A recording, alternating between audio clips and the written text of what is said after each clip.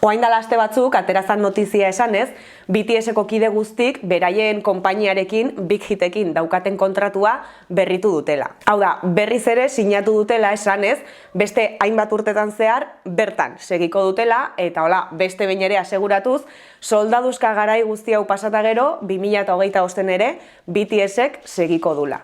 Sarreratxo hontatikan bakarrikan, atera nitzake asterisko pila bat eta gauza pila baten inguruan sakontasunez hitz egin nezake. Adibidez, soldaduzka edo derrigorrezko zerbitzu militarrai buruz, edo K-popeko talde batek bere konpainiarekin bigarren aldiz kontratua berritzeak esan nahi duenari buruz, edo, beste behin ere, 2025ean BTS-ek segiko dula esaten duen promesa horri buruz. Baino, oain gontan, ez dut guzti honi buruz hitz egin nahi, beste zerbaiti buruz hitz egin nahi dut. Bideo hontan, BTS-i buruz aritu beharren, ARMY-ri buruz hitz egin nahi dut. Kontatu nahi dut, zergatik gustatzen zaiten hainbeste fandom hau. Ongi etorri!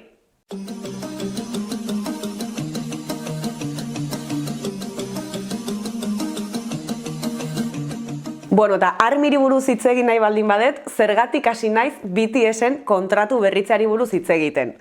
Lasai, ze badauka azalpen bat. Kontua da, kontratu berritzaren notizia hau atera zanen, jakinarazi zala baita ere, BTS-ek bilioi bat woneko donazioa egintzula UNICEF-era ARMY-ren izenean. Hau da, beraien ibilbide profesionaleko momentu importante eta pozgarri bat zenez, postasun hori konpartitzeko 700.000 euro inguruko donazioa egin zuten beraien fandomaren izenean.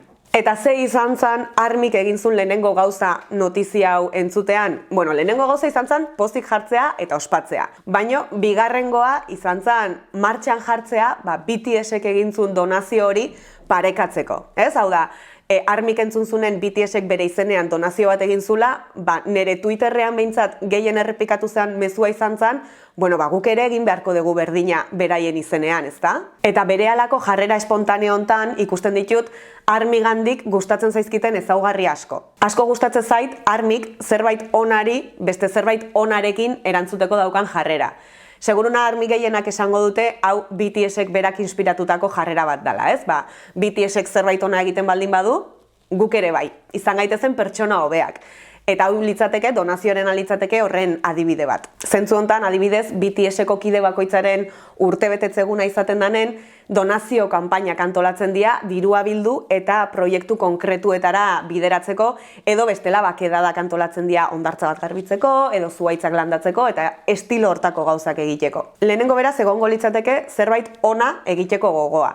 Eta horri lotuta, hau bezain garrantzitsuak izango lirateke iniziatiba eta antolakuntza. Kontratu berritzean notizia eta donazioana aterazianen, asko gustatu zitzaiten zerbait izan zen, jendeari ikusi nion iniziatiba. Inoren zai egon gabe, martxan jartzea, ez? Zerbait egin behar dela iruditzen zait? Egingo dut, nire esku dagona behintzat egiten saiatuko naiz, jarrera hori gustatu zitzaiten. Hau orokorren asko gustatzen zaiten zerbait da, ze edozein egoeratan jendeak oso eroso esaten du, hau egin beharko litzateke, edo beste hau egin beharko litzateke, eta gero ez dute ezer egiten. Eta horrek amorrazio handia ematen du. Orduan, asko gustatzen zait, hori ez, hau egin beharko litzateke pasiboa beharrean, nik uste hau egin daitekela, eta egin dezaket, eta egingo dut aktibo hori, ez? Asko eskertzen dut diferentzia hori, eta hau da ikusi nuna jendearen iniziatiba honekin, eta horregatik gustatzen zaitain beste.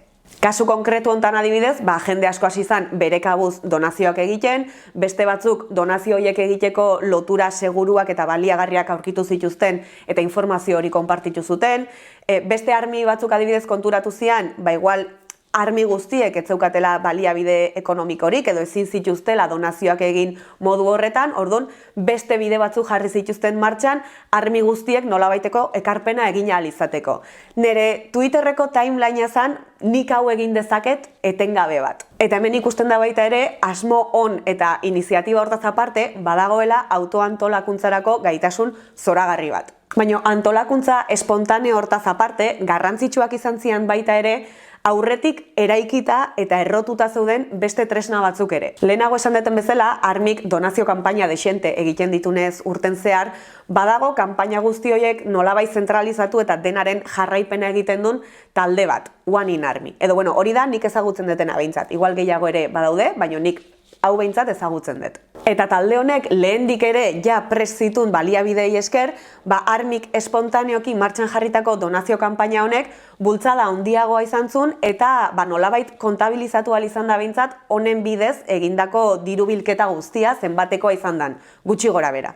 Antolakuntza gaitasun hau beste 1000 adibidetan ere ikusi daiteke. Unibertso hau ezagutzen hasi nitzanean, ni bereziki harritu nindun gauzetako bat izan zen, zenbateko antolakuntza gaitasuna daukaten BTS-en musikari eta taldeari berari, ahalik eta babesa handiena erakusteko, ahalik eta modurik eraginkorrenean. Ez dut gehiegi enroiatu nahi honekin, baina pixka bat esplikatu nahi dut zertaz ari naizen ulertzen ez duen jendearentzako. Armik oso modu aktiboan entzuten du eta babesten du BTS-en musika. Bai, kualitatiboki, musikaren kapa diferenteak entzunez, letrak irakurriz eta letren inguruan eztabaidatuz, bideoklipak interpretatuz, eta baita kuantitatiboki ere, zenbakiekin. Abesti bat ateratzen denean, ahalik eta entzunaldi gehien izan ditzala streaming plataforma diferentetan. Edo album bat ateratzen denean, ahalik eta gehien erosi. Edo musika lehiaketak daudenean, botazioetan parte hartu, ahalik eta sari gehien irabazteko. Zenbakiak importanteak dira, batez ere, interes konkretu batzuen arabera funtzionatzen duten merkatuetan lekutxo bat lortu nahi baldin badezu. Babes kuantitatibo hau hain modu masiboan eta antolatuan erakusteagatik, batez ere mendebaldeko musikaren industriak etengabe gutxietsi eta kritikatu izan du Armi. BTS-en abestiek lortzen dituzten zenbaki honen atzean, robotak daudela esanez, edo robotak bezala funtzionatzen duten neskatila burugabeak. Eta komentario mierda hauei buruz ere luze hitz egin genezake, baino ez da hau horretarako bideoa. Ez dira robotak, beraien talde maiteenari ahalik eta babesa handiena eman nahi dieten zale antolatuak dira. Oso ondo antolatuak. Armik joko arauak analizatzen ditu.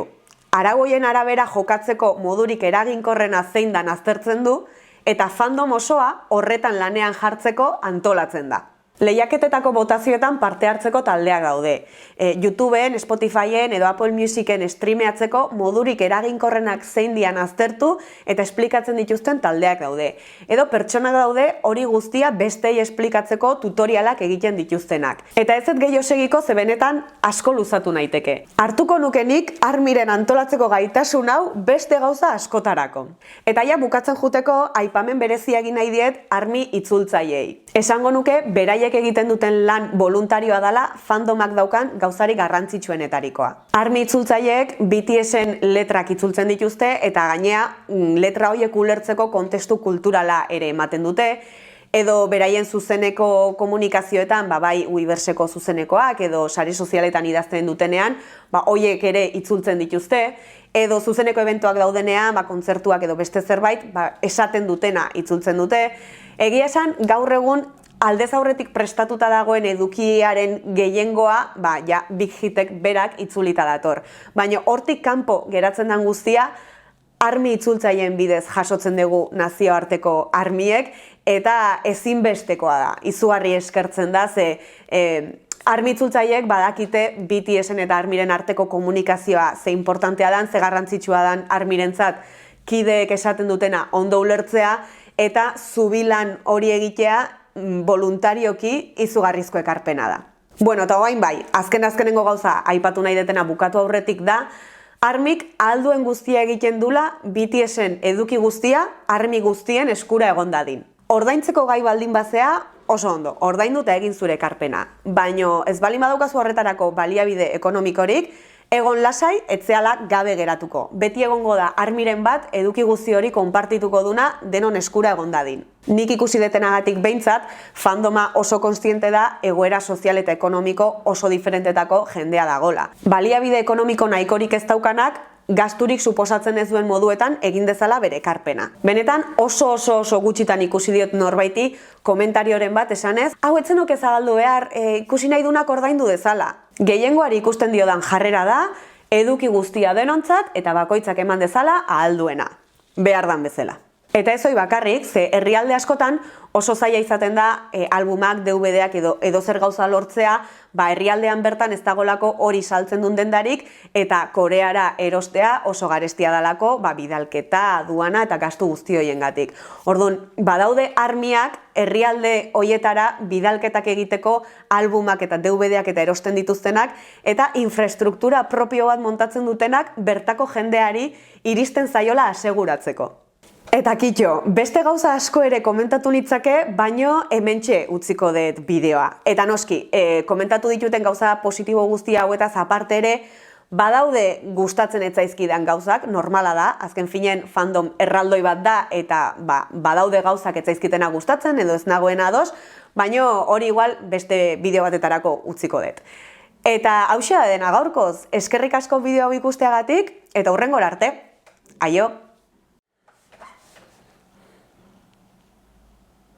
No. Erbi batez...